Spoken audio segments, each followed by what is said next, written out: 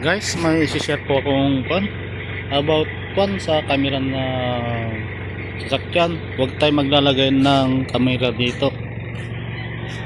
Ito.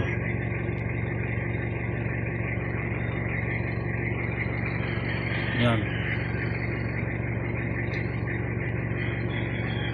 Kasi pag nagre-reverse tayo ng paggabi, hindi kita. Ipapakita ko ito yung resulta. Mas maganda pa rin pag dito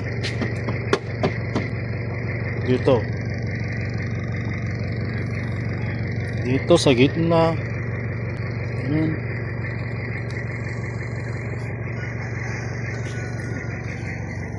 Kasi ang magiging resulta pag gano'n,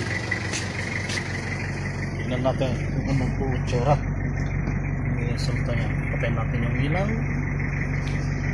yung front.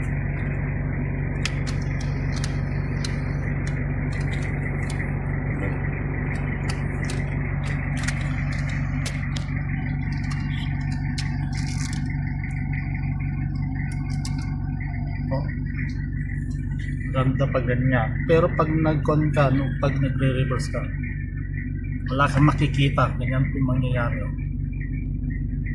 Kaya mas maganda po sa labas po talaga. Ganyan po mangyayari, hindi malinaw.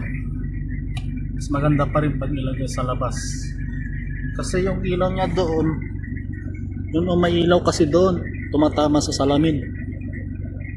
Yan po, hindi siya malinaw masyado. Pero pag sa tanghali, okay naman. Sa gabi lang po mag-problem. Ito lang po share ko sa inyo about this cam ng sasakyan.